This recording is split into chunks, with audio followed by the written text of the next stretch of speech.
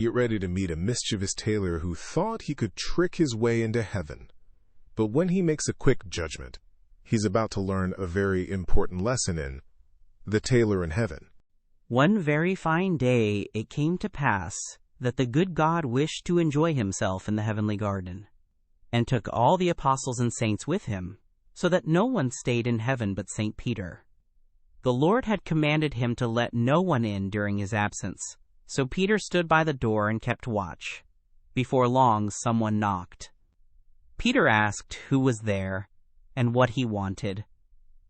"I am a poor, honest tailor who prays for admission," replied a smooth voice. "Honest indeed," said Peter, "like the thief on the gallows. Thou hast been light-fingered and hast snipped folks' clothes away. Thou wilt not get into heaven. The Lord hath forbidden me to let anyone in while he is out." "Come, do be merciful," cried the tailor. "Little scraps which fall off the table of their own accord are not stolen, and are not worth speaking about. Look, I am lame, and have blisters on my feet with walking here. I cannot possibly turn back again. Only let me in, and I will do all the rough work. I will carry the children, and wash their clothes, and wash and clean the benches on which they have been playing, and patch all their torn clothes."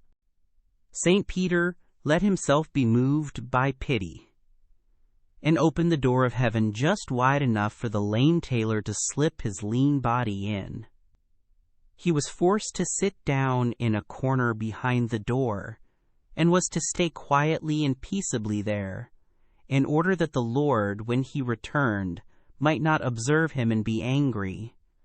The tailor obeyed, but once when St. Peter went outside the door, he got up, and full of curiosity, went round about into every corner of heaven, and inspected the arrangement of every place.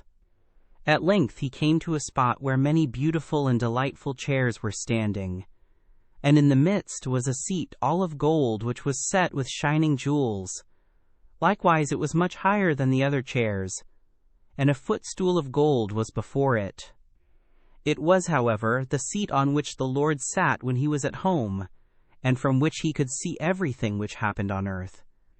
The tailor stood still, and looked at the seat for a long time, for it pleased him better than all else. At last he could master his curiosity no longer, and climbed up and seated himself in the chair.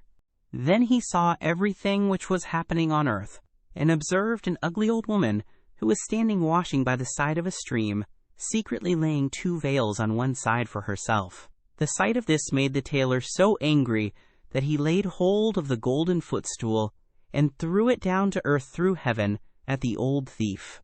As, however, he could not bring the stool back again, he slipped quietly out of the chair, seated himself in his place behind the door, and behaved as if he had never stirred from the spot.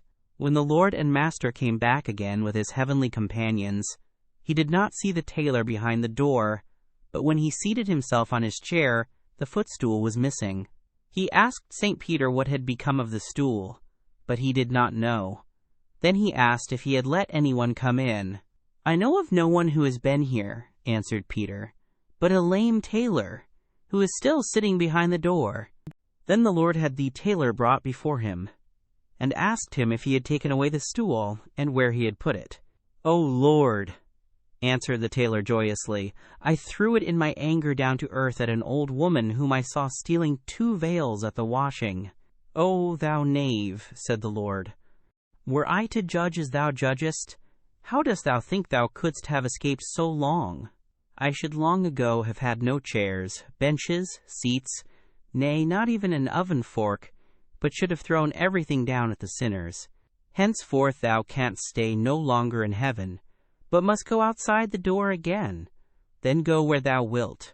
No one shall give punishment here, but I alone, the Lord." Peter was obliged to take the tailor out of heaven again, and as he had torn shoes and feet covered with blisters, he took a stick in his hand and went to, wait a bit, where the good soldiers sit and make merry. From this story, we learn an important lesson about judging others. It's so easy to see the small mistakes other people make like the old woman taking the veils, and feel angry about them. But the Lord reminds us that if we were all judged strictly for every little thing we did wrong, none of us would be perfect. This means we should try to be kind and understanding, even when others aren't perfect, just like the Lord was merciful to the tailor at first. So before you point out someone else's fault, it's good to remember that no one is truly without flaws.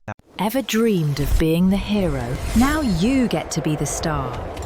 Your adventure starts at TalesMio. Visit talesmio.com now.